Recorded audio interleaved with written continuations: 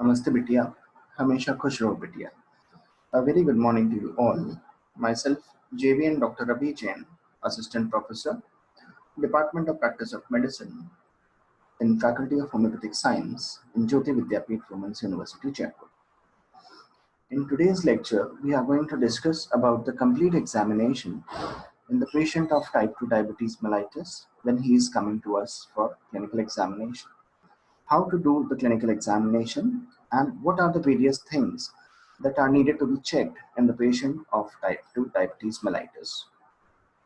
Now, this is the summary, basically the summary of the various things that are needed to be checked in the patient of type 2 diabetes mellitus whenever a patient is coming to us. So let us understand what are the various things that are needed to be checked. Starting from the head to toe, we are doing all our observations.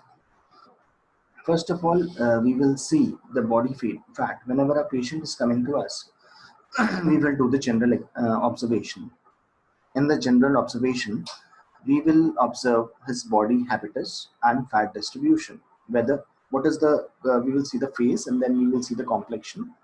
We will see the facial expressions of the patient, and then we will see the distribution of fat, whether the patient is malnourished, undernourished, or overnourished.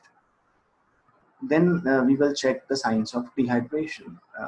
Checking the signs of dehydration, we have discussed in another video, where we can see the skin elasticity and other things to check for the proper hydration of the patient. Then we will examine the skin and mucous membrane of the patient to see for any kind of abnormalities or any breach in the continuity of the skin or mucous membrane that is known as the ulcer. We will also see for the skin pigmentation, that is vitiligo and dermopathies.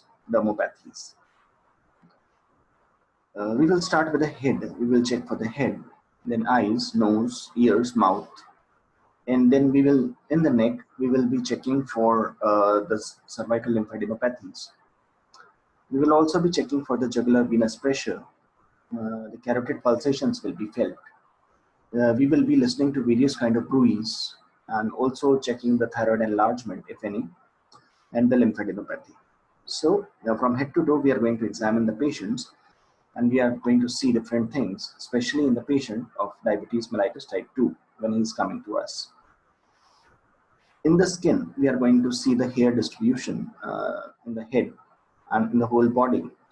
We will also be checking whether the skin is dry or greasy, or if there is any kind of pigmentation or pallor in the patient. We will also be seeing any kind of bruising that is present in the patient, and any discoloration of the skin due to lack of melanin pigment, that is vitiligo, or presence of any kind of stria on abdomen. We will also be checking for the thickness of the skin at various places. We will also be measuring the blood pressure of the patient. The normal blood pressure range is 120 by 80 mm of Hg. Then we will be checking for doing the abdominal examination to check for any kind of hepatic enlargement, that is hepatomegaly. In the hands, we are going to check for any kind of dupuytren contracture like this dupuytren contracture. Any kind of carpal tunnel syndrome, if present. Trigger finger, this is the trigger finger that we have already discussed in rheumatoid arthritis chapter in locomotor system.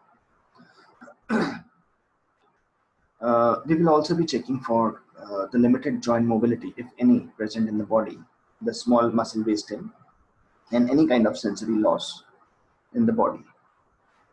We will also be performing the CNS examination of the patient to check for any kind of cranial nerve palsy, any ocular movements, and motor or sensory system examination. In the eyes, we will be checking for xanthelasma, stria or chalazion or hypopyon. We will also be checking for the visual acuity, the cataract, and fundoscopy. In the cardiovascular system, we will be checking for the murmurs, sounds, pericardial rub, and cardiomegaly. On the skin, we will also be checking for the various insulin injection sites because if the patient has uncontrolled diabetes, then various insulin sites will be present.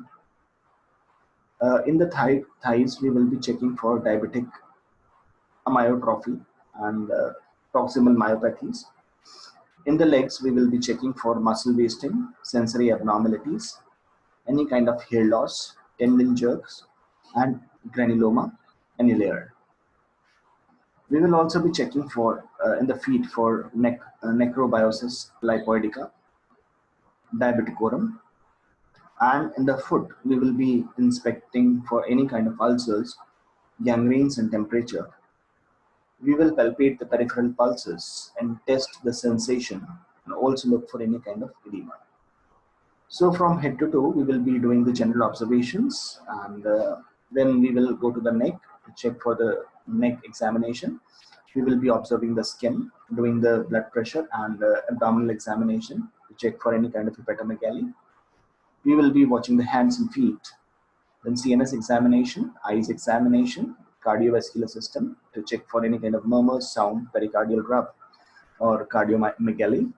We will be checking on the skin for various kind of insulin injection sites. In the thighs, we will be checking for any kind of diabetic amyotrophy or proximal myopathies. In the legs, due to diabetes mellitus, we will be checking for the muscle wasting, if any present, sensory abnormalities, hair loss, tendon jerks, and granuloma annulare. We will also be checking for in the legs for necrobiosis lipoidica and diabeticorum. And in the foot, we will be checking for the foot ulcers that are very common. For any kind of gangrene and temperature, palpate the peripheral pulses, test sensations, and looking for the edema. So this is all about the examination of the patient of diabetes mellitus type 2 that will be coming to us. In the next lecture, we are going to see the clinical presentation of the type 2 diabetes mellitus when the patient is coming to us. What is the clinical presentation with which the patient of diabetes mellitus type 2 comes to us? So this was all for today.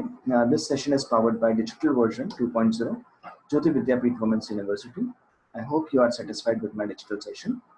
If you have any query, please mention in the comment box and I'll try to resolve it. So this was all for today. Thank you very much. We will be meeting in the next lecture tomorrow.